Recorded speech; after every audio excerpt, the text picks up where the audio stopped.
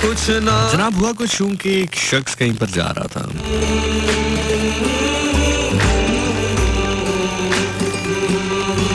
जहाँ से वो गुजरा तो वहाँ पर एक आदमी दरख्त के साथ टेक लगा के बैठा था। कोई सितारों का इल्म था, कोई अदादो शुमार का इल्म था जिसको वो जानता था। समझ में उसने उस जाते हुए आदमी को रोका, कहा बात सुनो। शख्स उसके पास गया और शख्स ने कहा कि मेरा इल्म बताता है कि तुमने 8 दिन के बाद मर जाना है। आप कभी कोशिश करके देख लें कि कभी आप राह चलता आदमी कोई अपने काम को जा रहा हो, आप उसको बुला कर कहें कि भाई आपने 8 दिन बाद मर जाना है, तो चलें कोई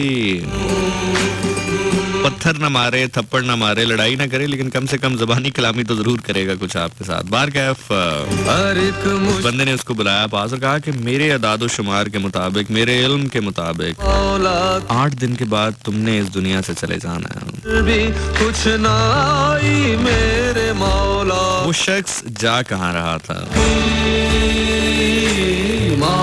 अपनी मस्ती में मगन, अपनी सोच में मगन वो शख्स मौला अली अलैहिस्सलाम के पास जा रहा था। बार क्या परेशानी तो होती है, परेशान तो होता है।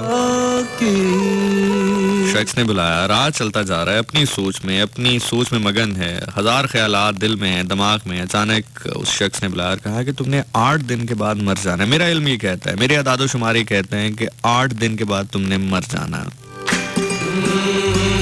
खैर कुछ कहा नहीं कि मौला की बारगाह में जा रहा था, मूड खराब ना हो, चेहरे के तासुरात खराब ना हो। बार कैफ मौत एक तल्ख हकीकत है, चेहरे पर आया हो जाती है। जब पहुंचा दरबार पे तो चुप करके बैठ गया सामने। अब बंदा वो सुनेगा जो मेरे साथ सफर करके साथ साथ चलेगा। मैं मेहनत कर रहा हूँ, अल्लाह मुझे इसका सिला देगा, मैं नतीजे पर पहुंचाऊंगा आपको, लेकिन कोशिश कीजिएगा मेरे साथ साथ सफर कीजिएगा।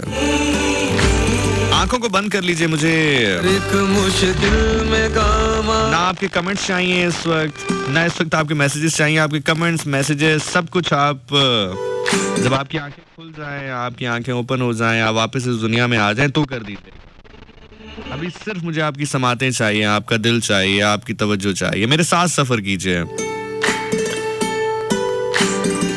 उस शख्स की बात जानने के बाद कि 8 दिन के बाद उसने मर जाना है अदादो शुमार के मुताबिक, उस दूसरे शख्सियात के मुताबिक, खैर अपने दिल में ये बात लिए बैठ गया चुप करके मौला के सामने।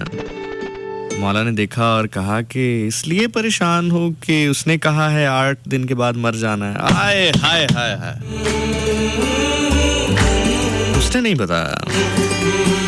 मौला ने कहा इसलिए परेशान हो ना कि उसने कहा कि 8 दिन के बाद तुमने मर जाना है। हर एक मुश्किल में काम आई। कहा मौला परेशानी तो होती है ना, जिंदगी जितनी भी नागवार क्यों ना हो, लेकिन मौत एक ताकत पर तो शक नहीं हो सकता। अब नतीजा आने वाला है, उसके बाद आप आजाद हैं, अपनी आंखों को खोलें, सफर करके वापस आएं। मैं जानता हूं कि आप इस वक्त जमीन और आसमान के दरमियान कहीं पर हैं। से पर्दा बीवी का सलाम करवाया, बेटे से मिलवाया, खुद मिला, सलाम किया, अदब से बैठ के कहा कि मौला आपकी सदाकत पे शक हो नहीं सकता। आपने कहा था कि 4 दिन के बाद मैंने जाना है, तो मैंने जाना ही था। जैसे मेरे सामने मेरा ये हाथ वाज़िया है, आपके सामने कुल कायनात वाज़िया है। आपने कहा था तो मैंने जाना ही था, तो फिर क्या किया? समझ में शान मेरा इसके साथ निकाह करने से ऐसा क्या हुआ, क्या वजह बनी, जरा बताइए। आपकी सदाकत पर शक नहीं है, आपके इल्म पर शक नहीं है। यही वजह है कि वहाँ 8 दिन सुनकर मैं मुस्तरिब था, आपके यहाँ 4 दिन सुन के मैं मुतमईन था। आपने कहा था कि 4 दिन के बाद जाना है, तो मुझे जाना था। समझ में शान मगर क्या माजरा हुआ, ये क्या किया आपने, बताइए। मौला मुस्कुराए और फरमाया कि जिससे तेरा निकाह करवाया है ना, इसके हाथ में बेवा होने की लकीर ही नहीं है।